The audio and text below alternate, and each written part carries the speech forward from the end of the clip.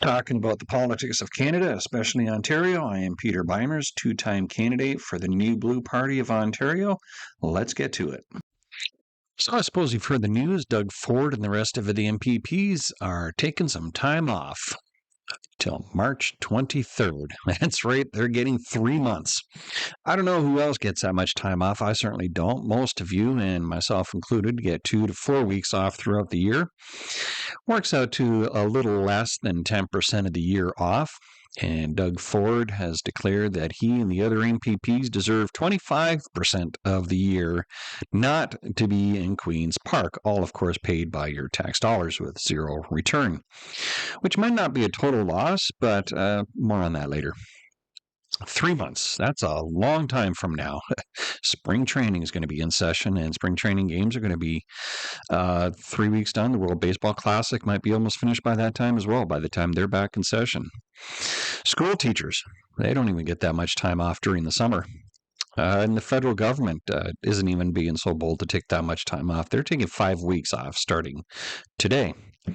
But I, for one, hope sincerely that all the MPPs do something over the next 3 months. I believe that job one for each of them is to, during this downtime, is to be in public, is to be public themselves. Talk to the people who are affected by the policies that seem to be so quaint in Queen's Park. Talk to those who desperately want to see the money that they worked so hard for go further. Because as we saw and experienced last February, if Queen's Park is not in session, then they cannot address the immediate needs of Ontario. Instead, what we're left with is a premier who acts and dictates unquestioned, unchecked. What he goes says, or what he says goes. It's like a fiat power, unchecked. After all, Queen's Park is on holidays, or as it was this past February, MPPs have been dismissed for a re-election campaign. As an aside, someone close to Doug Ford should remind him that absolute power corrupts absolutely. In other words, he's playing with fire. If there is a silver lining with so much time off, it would be this. I would want Doug Ford to take almost full advantage of this time off. Do nothing. Sit home. Relax. Kick your feet up. Go ice fishing.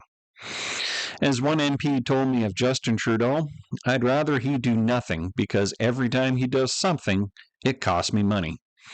And if the last 5+ years have showed us anything, and if it demonstrated anything to you and to me, the taxpayer, Doug Ford isn't interested in helping us save money. If he was, the HST would be reduced. If he was interested in helping us save money, the provincial carbon tax would be eliminated. It would be a thing of the past. Doug Ford wouldn't be throwing away money at so-called green energy initiatives, nor would he be investing taxpayer money on the doomed-to-fail electric vehicle plants. No, I hope that all the MPPs, well, one, they would enjoy their time off. I hope they get out in public, talk to the people, visit businesses, so that when they come back to Queen's Park on March 23rd, they would come back wiser and better informed to help the people of Ontario.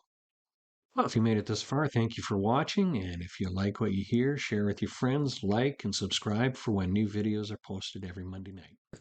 Yeah, quick baseball take. I think the Jays signing of Tyler Rogers was a good one. It's a good late inning addition, but I'd like to see the Jays get one more power arm for late in the game out of the bullpen and just sign one more solid bat, be it Tucker or even Bo Bichette.